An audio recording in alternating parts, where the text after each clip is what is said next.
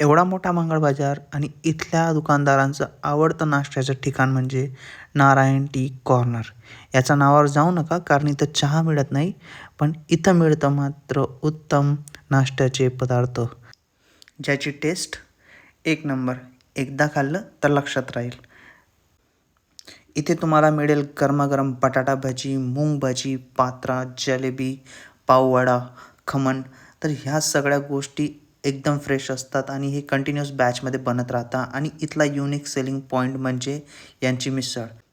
Generally उसळ म्हटलं की आपल्या डोळ्यासमोर येते मटकी आणि चणे, पण ही उसळ आहे चवळीची आणि दिसायला तर जेवढी छान दिसते तेवढी स्वाद पण छान आहे.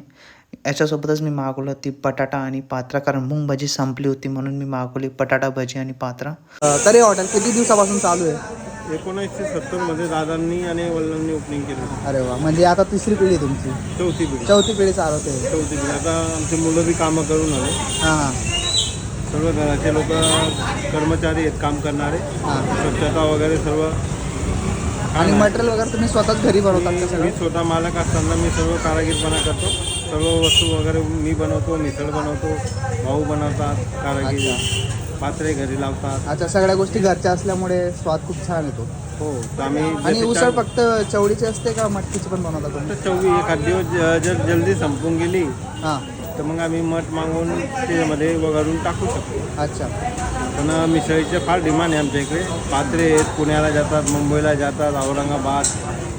2-2, 5-5 किलो एक दिवस अगोदर सांगून जातात गिराईक. आम्ही त्या पद्धतीने आम्ही बनवून देतो त्यांना. वा वा, धन्यवाद दादा.